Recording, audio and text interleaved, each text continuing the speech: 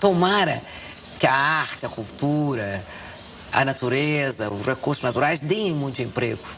Por enquanto não dão. Se for só no comércio, nas finanças, na indústria, vocês estão condenados, porque isso não vai dar muito emprego. Mas se no século XXI que vocês estão chegando, for possível fazer da liberdade criativa um meio de vida, vai ser uma boa. Maria da Conceição Tavares foi uma das maiores economistas do mundo. E essa fala, que recentemente viralizou no Instagram, foi extraída de um programa da RTP, a emissora pública de rádio e TV de Portugal. A entrevista foi ao ar em 1987. Na ocasião, ela falava sobre a onda de desemprego na terra lusitânia. Em todo caso, eu recomendo só uma coisa. Façam uma profissão que vocês puderem, mas em passando, vê se faz uma arte menor, ou um pouquinho de pintura, ou de música. Não é por diletantismo, é que pelo menos vocês estão vivos. No fim dos anos 80, viver de arte no Brasil era uma missão árdua. Ou melhor, viver no Brasil já era uma difícil missão. Nessa época, o Brasil registrou a maior inflação da história e enfrentou uma transição econômica daquelas. Além disso, a democracia estava sendo reconstruída depois de uma cruel ditadura militar. Assim como em Portugal, os brasileiros eram recomendados a ter uma profissão padrão. Só depois, a juventude deveria pensar em uma carreira na área da cultura. Nos anos 90, apesar da rasteira de Fernando Collor, o Plano Real foi implementado. Aos poucos, o povo brasileiro voltava a sonhar. Com a chegada do século XXI, conforme profetizado pela economista, foi possível fazer da liberdade criativa um meio de vida. Transformar a arte em ganha-pão passou a ser tangível. De acordo com uma pesquisa da Firjan, em 2023, a indústria criativa movimentou mais de 393 bilhões de reais no Brasil, o que representa 3,6% do PIB nacional. Esse áudio é da Rio TV Câmara. A reportagem foi exibida logo depois que a Federação das Indústrias do Rio de Janeiro, a Firjan, apresentou o mapeamento da indústria criativa 2025. Além do dado econômico, o mapeamento da Firjan mostra que a indústria criativa cresceu 6,1% em empregos formais, quase o dobro do crescimento geral do mercado de trabalho brasileiro. O mapeamento considerou os 13 segmentos da indústria criativa. Eles foram separados em 4 áreas: consumo, mídia, tecnologia e cultura. O levantamento só não incluiu os profissionais informais e autônomos. Os microempreendedores individuais também ficaram de fora. Ao explicar a metodologia, a federação disse o seguinte, abre aspas, não há bases de dados oficiais que acompanhem a informalidade com o nível de detalhamento utilizado no mapeamento. Fecha aspas. Os impressionantes dados desse levantamento refletem a profissionalização do universo cultural. No entanto, dentro do setor, ainda existem artistas trabalhando no amadorismo, pessoas trocando o almoço pela janta. Eu acho, daqui de onde eu enxergo, que o artista precisa entender que o negócio dele é a cultura, né? Então, para além dessa sociedade que romantiza esse fazer artístico, precisa existir o meu profissionalismo diante do trabalho que eu entrego. E aí, sendo prático mesmo, não tem como ser mais ou menos. Apesar de cirúrgica, Deise Castro não está cobrando que os artistas deixem a informalidade num passe de mágica. O que ela está dizendo é que a turma que movimenta a indústria criativa precisa levar o corre mais a sério. A galera precisa entender que não dá para ficar trocando cebolas. E aí todo movimento, mesmo sendo artístico, é um negócio.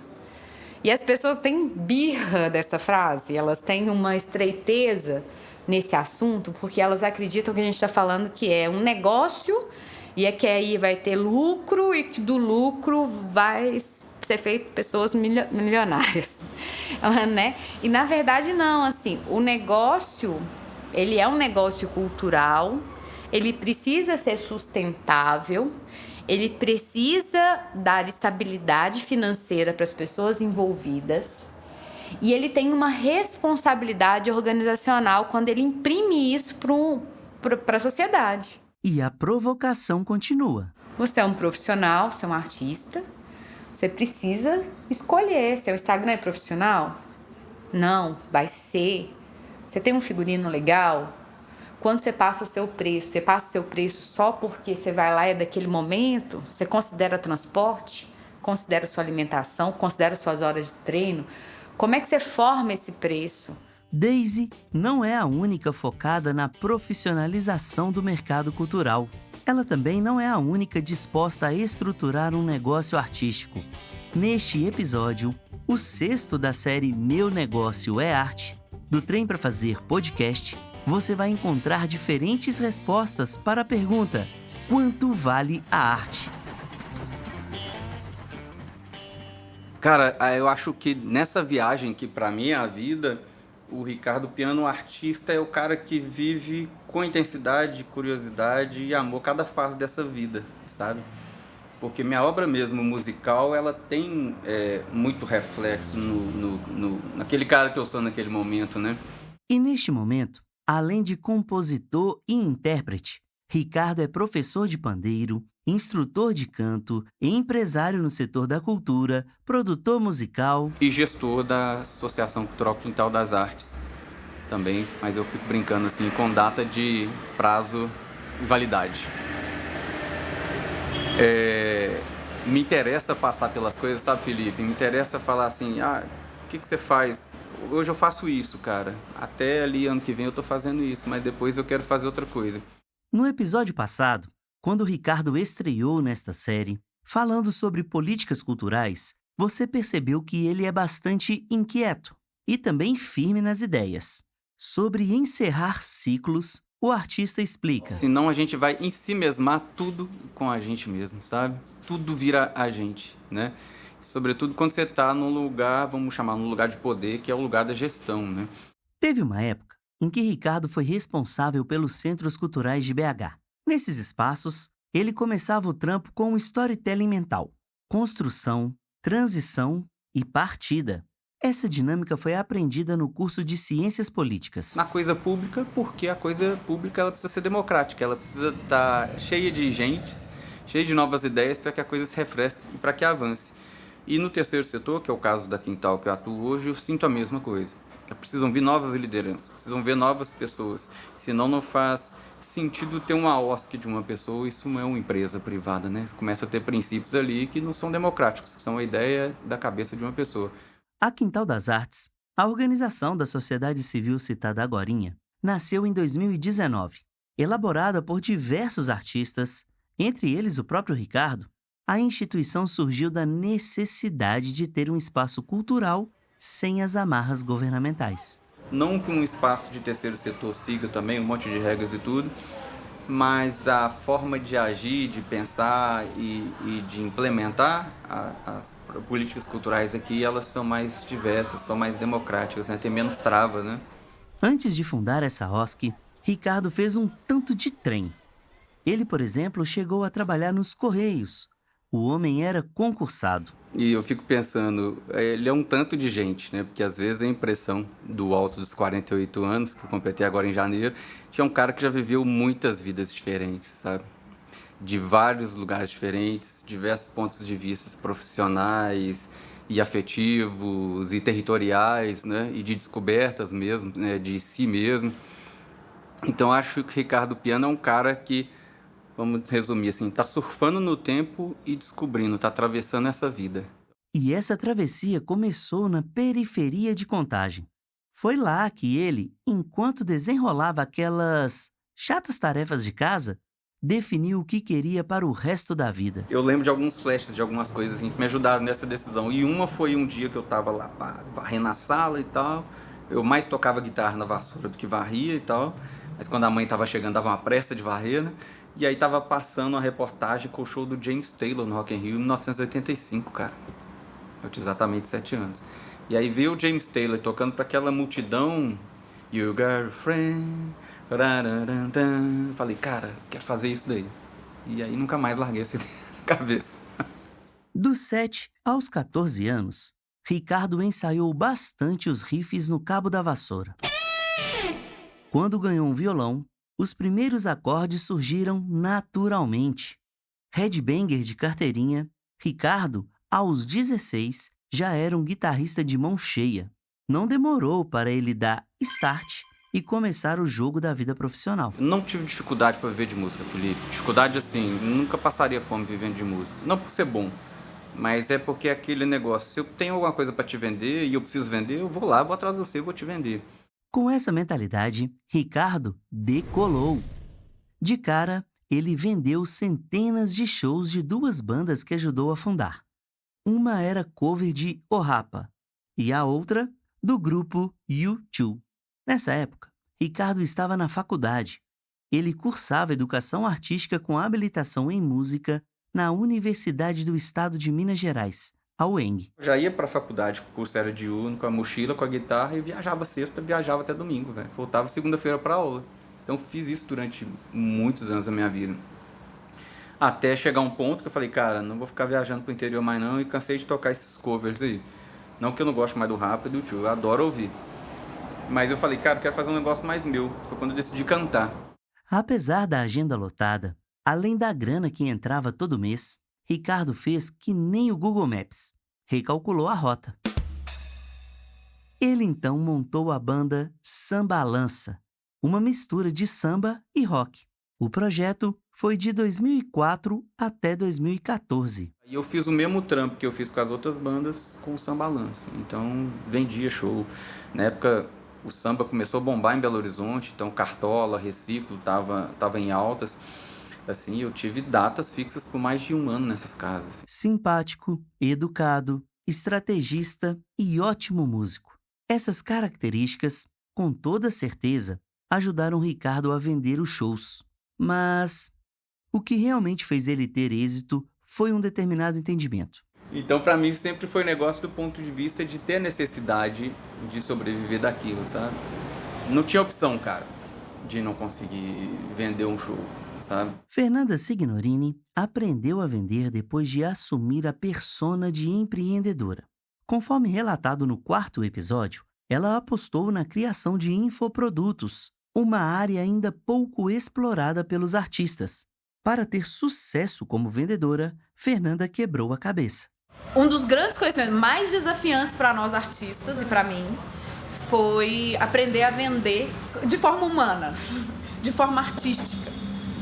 Muito difícil, assim, para mim, assim, nessa questão, porque quando você vai estudar os caras do marketing, né, eles têm aqueles pitch de vendas, aqueles negócios assim que é uma coisa bem fria, e eu fiz isso.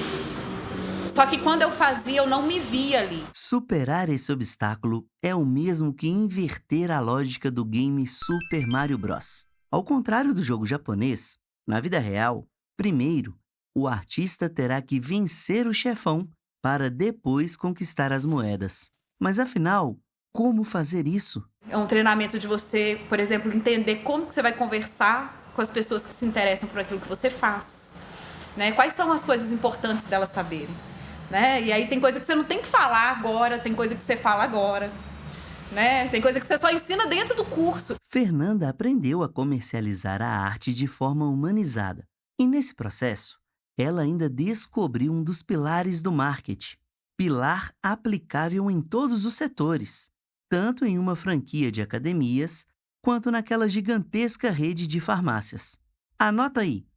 Para vender, você precisa descobrir qual é a dor do cliente. Isso dá um trabalho de você desenvolver um roteiro, uma ideia, pensando nessa perspectiva do que a pessoa está precisando, de um problema que ela tem, né? E aí eu gosto muito dessa perspectiva que a gente, artista, também parar de achar que a arte é só sobre nós e sobre nossa criação.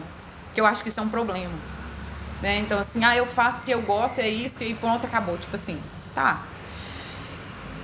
Mas e aí? Né? Assim, é um encontro, né? E aí quando a gente vai falar de servir algo, a gente precisa ser mais generoso nesse aspecto. A produção cultural pode ser comparada a um banquete. Há uma refeição que vai alimentar, além do corpo, a alma. Para que essa oferta seja irresistível, é necessário haver técnica e dedicação. Afinal de contas, você não vai servir qualquer prato para um convidado especial, não é mesmo? Que às vezes nem é sobre o meu assunto de especialidade. É sobre um problema que aquela pessoa está vivendo e eu preciso adaptar isso para essa linguagem para ela entender que o que eu ensino vai resolver aquele problema. Só que é uma mudança de consciência daquela pessoa, né, que precisa acontecer. E aí a gente entra um pouco nesse lugar da comunicação, cara. Para chegar nessa receita, Fernanda defende que as pessoas precisam entender que A arte não é qualquer coisa, o saber não é qualquer coisa, as criações artísticas não é qualquer coisa, o encontro com o outro não é qualquer coisa. cada fazedor de cultura vai encontrar uma maneira de vender a própria produção. Cada artista vai descobrir um jeito de monetizar. Enquanto Fernanda faz lives nas redes sociais, Zi Reis fez uma rifa. Ela explica o raciocínio. Se eu oferecer essa tela que vale X reais, talvez eu tenha menos compradores.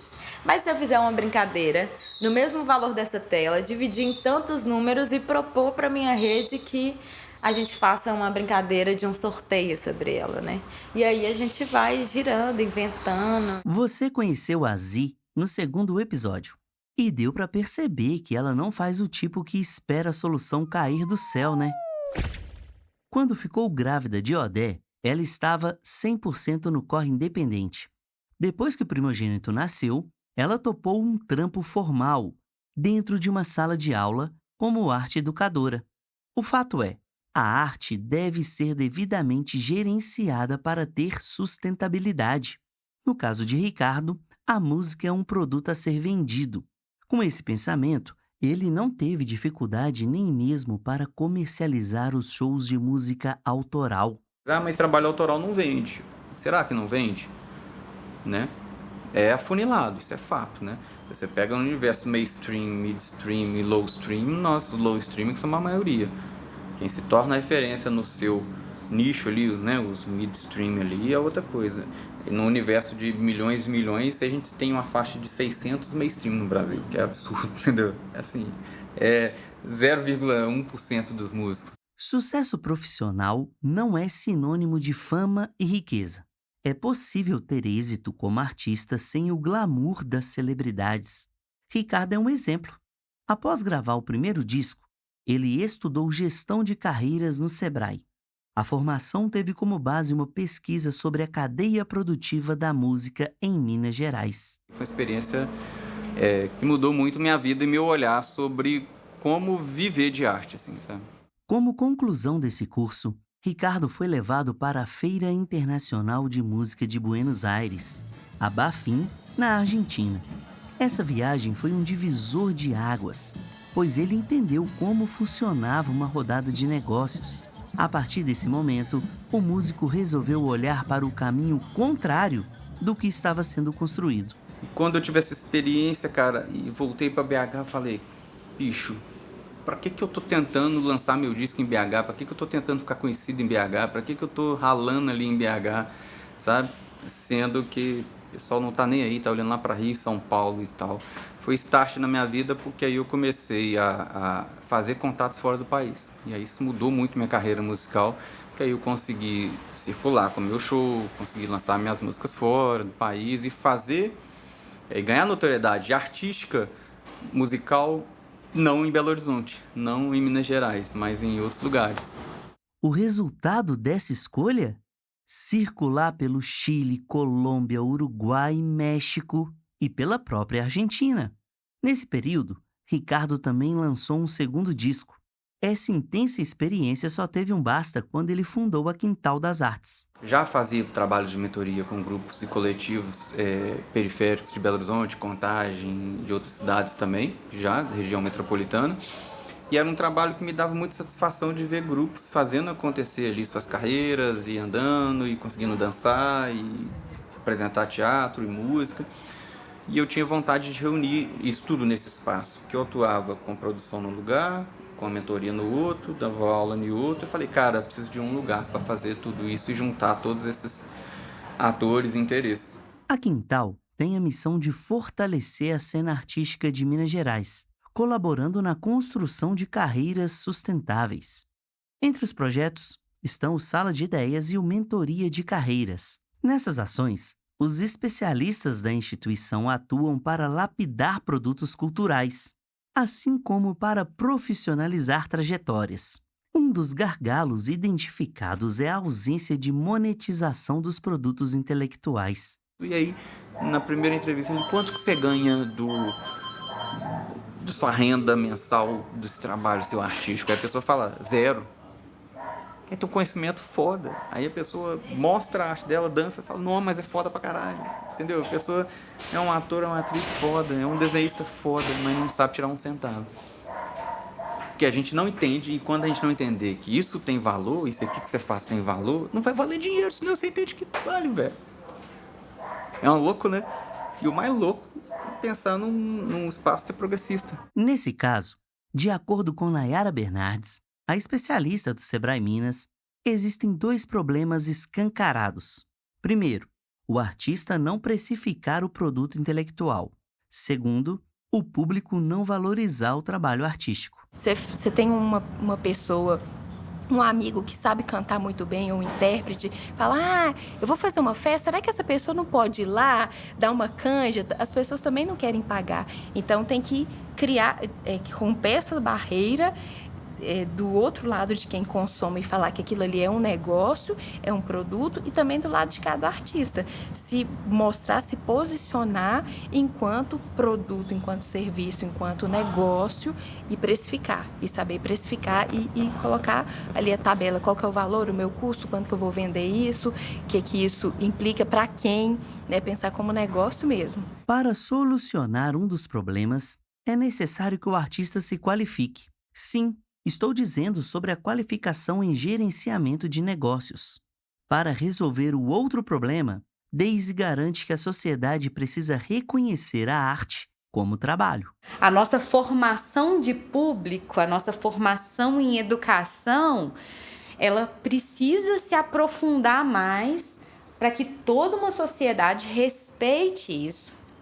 E para que seja natural que todas as profissões tenham uma exigência profissional elevada e igualmente um respeito. Porque também você começa a ter uma situação de exigência profissional muito grande e não tem um reconhecimento financeiro que acompanha. Para exemplificar, Daisy usa o mundo da bola. Ela comenta que uma partida de futebol, mesmo com o ingresso a preço popular, gera uma renda enorme. Em um cálculo simples, se 60 mil torcedores comprarem ingressos a R$30 cada, o faturamento bruto será de R$1.600.000. Se você faz um espetáculo a R$30, você tem dificuldade de encher o espaço. Daisy provoca mais um tiquinho. E existe uma matemática simples, que eu acho que todo mundo precisa fazer esse exercício antes, que é assim, achei caro. Segura para você e faz antes uma análise. Tá caro mesmo? Quanto você gasta quando você vai comer um sanduíche? Compara as coisas. Fala, quando eu fui no cinema, legal demais. Fui no teatro. O que me faz achar uma coisa cara e uma coisa barata? No terceiro episódio, Cris Leão disse que a arte do mosaico não tem preço popular. E o valor é alto porque os insumos são caros, a qualificação é difícil e o tempo para execução é longo. E tempo, cá entre nós, não é um recurso renovável. Cris revela o valor base de um trabalho realizado em mosaico.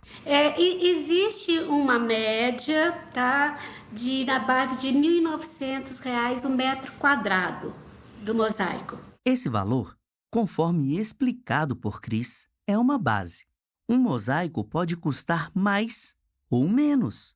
Vai depender do grau de dificuldade, da técnica aplicada, da matéria-prima que foi usada e, claro, do tempo de execução. Só para você ter uma ideia, um símbolo do galo de 30 centímetros, em média, 550. Do cruzeiro é mais caro, é 650, porque ele é mais elaborado, entendeu?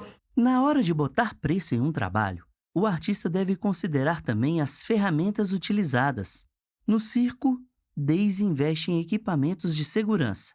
Ricardo teve que comprar instrumentos.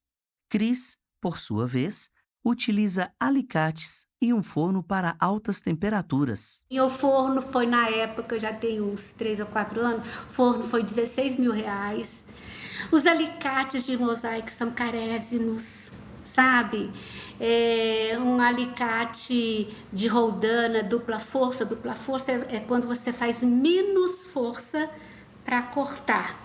Ele custa R$590. Quando eu dou aula, por exemplo, eu tenho que ter pelo menos 15 alicates. Após descobrir o valor da arte em mosaico, eu quis saber sobre o processo de valoração no mercado das artes plásticas. Zé Reis abriu o jogo. A primeira coisa que a gente precisa conseguir visualizar é isso. Quanto que custou esse material? Ah, custou X. Ah, quanto tempo que eu demorei para desenvolver essa pintura? Custou X. Ah, então a minha hora de trabalho também ela custa X. Aí depois desse processo, desse primeiro cálculo, tem o processo de uma valorização no mercado de arte, né? Existem vários mercados de arte. Sei lá, por exemplo, essa tela ela foi exposta numa exposição que eu fiz na Galeria de Arte da Aliança Francesa, lá na Savassi, alguns anos atrás. Por ela ter sido exposta nessa galeria de arte, ter sido noticiada em jornais, ela agrega um outro valor perante ao mercado, entende? E aí você vai fazendo o cálculo também desse trabalho. O trabalho de Zé é diverso. Quadros, grafites, filmes. E uma preocupação da artista é a de produzir arte acessível, tanto para quem está com a conta no verde, quanto para quem vive com um orçamento mais apertado. Eu tenho trabalhos que são para colecionadores de arte, que são para instituições, que têm um valor X, mas eu gosto de ter sempre trabalhos que eles vão ser mais acessíveis, que eles tenham uma reprodução mais rápida, que são prints, que são imãs, que são telas menores. E aí você vai brincando com esse leque de produtos, né?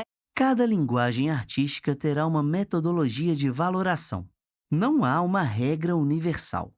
Michele Chalub, que atua como especialista no Sebrae Minas, reflete sobre a dificuldade das pessoas em precificar a arte. Acho que tem duas coisas. Uma, desconhecimento mesmo, de informação no sentido de eu posso monetizar a minha arte, que eu não estou indo contra nada, eu posso saber colocar um preço, eu posso saber divulgar e isso não vai conflitar com o que eu idealizei para a minha vida. Então, acho que é falta de informação, né, que algumas vezes as pessoas, né, essas artistas têm.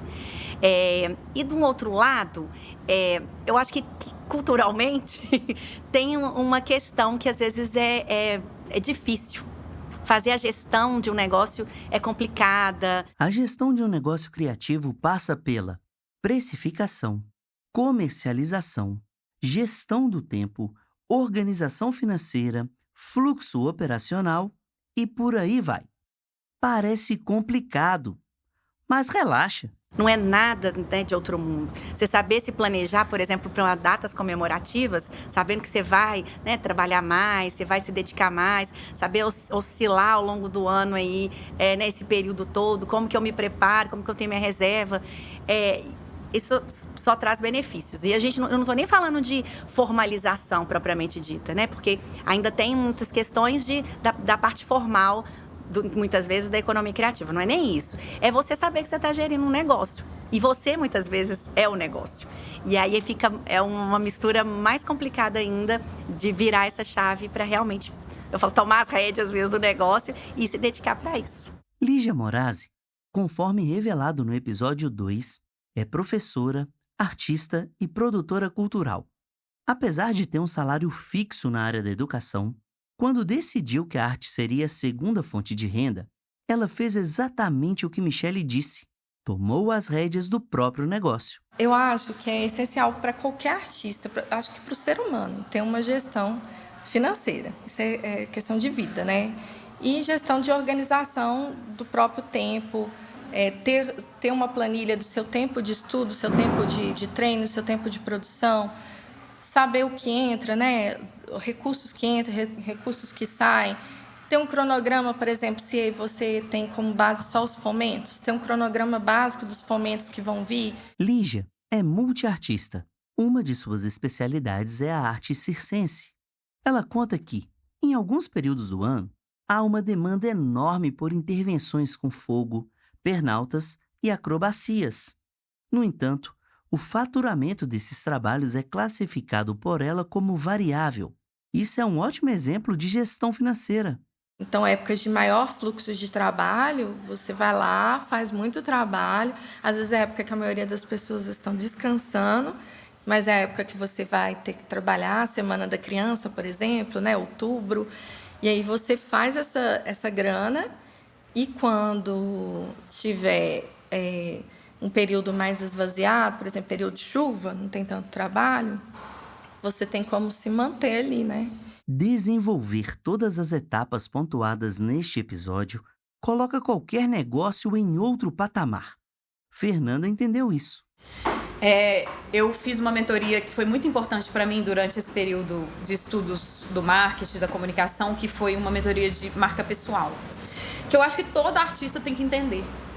Né? Que é como que você traz dentro da sua imagem, da sua comunicação, dos seus trabalhos, essa ideia de valor, não preço, mas de valor do tanto que você já pesquisou, de valor do tanto que isso é bom e importante. Foi assim que ela fez o mercado enxergar os trabalhos que realiza com mais valor. Com isso, Fernanda aumentou o ticket médio. No marketing, ticket médio é o valor médio gasto pelo cliente em cada compra. E aí eu posso vender poucos por mês e financiar as minhas criações. Então, isso mudou minha perspectiva. Hoje, realmente, eu não vou ficar 40 horas semanais para ganhar R$ 1.500 dando aula de teatro ou qualquer outra coisa. Né? Se eu posso vender para uma pessoa, né, um ticket médio de R$2.000 e com isso atendê-la bem e ter tempo de criar, porque dá trabalho criar. Esse resultado não caiu do céu. São anos e mais anos de dedicação. Tentativa e erro. Tentativa e acerto. Além disso, Fernanda tem gastos com qualificação, equipe e campanhas online, os famosos patrocínios nas redes sociais. Fiz muito investimento de patrocínio. Você precisa, depois você vai precisar de alguém para te ajudar a fazer, né, um atendimento no WhatsApp ou um atendimento de conteúdo, enfim, fazer uns conteúdos para você, um videomaker, tirar fotos, né? Isso tudo é muito importante dentro dessa coisa do visual. É isso, é o seu negócio. Apesar do sucesso profissional, Fernanda ainda trabalha muito. Inclusive, ela está em uma constante construção desse cenário chamado empreendedorismo cultural. Então é tudo isso, planejamento estratégico de curto prazo, médio prazo, longo prazo. Manter uma constância, senão nada vai acontecer. Não adianta você fazer uma live hoje e desaparecer 2 meses, 3 meses, né? Então eu tenho um trabalho de 6 anos ininterrupto dentro da internet. Fiquei uns tempos sem fazer? Fiquei. E aí eu vi que eu fui prejudicada. Eu vi que não é assim que funciona, sabe? Assim, e pensar que isso não é hoje que você faz um conteúdo que você vai ter caixa entrando. Então, sempre planejando, sempre entendendo para você conseguir administrar. Essa administração tem alguns ônus. Por exemplo, fazer o que deve ser feito, não o que gostaríamos de fazer. É aquele papo. Adulto não faz o que quer. Adulto faz o que é preciso fazer. E é importante que, no momento certo, o artista faça a formalização do negócio, abrindo um CNPJ. Dessa maneira, será possível emitir nota fiscal, conquistando assim clientes maiores e com uma verba muito mais robusta. Você é uma empresa. Bom dia. Você tem que ter seu CNPJ. Ah, eu não quero ter porque é caro. É caro, mas se você não tiver, você nunca vai ter. Aí você não tem, você não consegue trabalhar. E nós vamos ficar nesse reme-reme. E não é profissional a gente, né, receber uma resposta. A gente tá falando mercado, tá, gente? Tipo, eu vou ver se eu consigo tirar a nota fiscal. Isso diz muito, é muito frágil essa afirmativa. Daisy não está dizendo que todos os artistas devem fazer a formalização num passe de mágica. Tudo é um processo. Segundo ela, existem outras opções, como a emissão de uma nota fiscal avulsa. No entanto, a gestora destaca que, nesse processo de formalização, mais cedo ou mais tarde, o artista vai ter que escolher. Então, assim, eu preciso entender quem que eu sou nesse rolê, quem que eu quero ser, e levar com seriedade essa história de assim, eu sou minha empresa. Tudo bem, eu posso estar trabalhando em outros lugares, fazendo freela no sacolão, mas eu sou um artista. Eu acredito no meu trabalho, eu sei que o meu porta-retrato é bonito. Eu preciso me estruturar. Daisy sabe muito bem quem ela é. Enquanto profissional da cultura, a gestora entrega o melhor com os recursos que tem. Às vezes, faz até milagre. Autista, ela tem como bandeira a diversidade, que é o alicerce do bloco Pra Que Ser Reto. Criado pela turma do Instituto Cultural Circular, o bloco de carnaval desfila em maio. Sim, completamente fora de época, mas com uma execução de tirar o chapéu. E essa é a metáfora. É possível ser alegre, ter autenticidade e ainda assim gerenciar um negócio cultural com muito profissionalismo. E ele questiona justamente a dureza das coisas. Porque que a gente fala, esse é meu aniversário, é o dia de eu ser feliz hoje. E amanhã, eu vou encontrar minha família uma vez no domingo a cada mês. E aí alguém chama pra gente ir na casa da pessoa de uma hora pra outra e a gente fala, nossa, não avisou antes. Por que a gente é tão duro assim para ser feliz? Por que a gente agenda tanto as coisas? Então, é um bloco que questiona isso. Você acha que esse bloco deixa de ter algum planejamento por questionar isso? Não. Está planejado, as datas estão estabelecidas, os horários estão estabelecidos, o formulário de inscrição está feito, a identidade está posta, o Matheus está trabalhando nela. A seriedade do trabalho, né? E aí com o circo as pessoas confundem isso. A seriedade do trabalho, do processo administrativo pré-produção é igual para tudo. Para tudo, assim. Pode organizar o que for, pode ser um festival de circo, pode ser o carnaval. É o mesmo processo, né? Meu negócio é arte. Essa é a nova temporada do Trem Pra Fazer podcast, um programa do projeto Trem Pra Fazer, que foi criado em 2014. O Trem Pra Fazer podcast foi contemplado na Política Nacional Aldir Blanc de Fomento à Cultura, a PNAB Contagem, em 2024. Eu sou o Felipe Pedrosa, criador, apresentador, roteirista e idealizador da série Meu Negócio é Arte. A operação de áudio é de Daneda, a edição e a finalização de Arthur Rocha, a arte de capa é de Iana Ottoni, a revisão de Renata Crepaldi, preparação Beto Placides, transcrições Júlia Bigão, assessoria de imprensa Vapor Comunicação. As narrações foram gravadas nos estúdios da Scriptus Comunicação. Este episódio usou áudios das emissoras RTP e Rio TV Câmara. Antes de me despedir, quero te pedir para seguir o podcast no Spotify e no YouTube. E claro, se possível, avaliar, deixando uma nota. Para falar comigo, basta me encontrar nas redes sociais. @Trem Pra Fazer. Até o próximo episódio!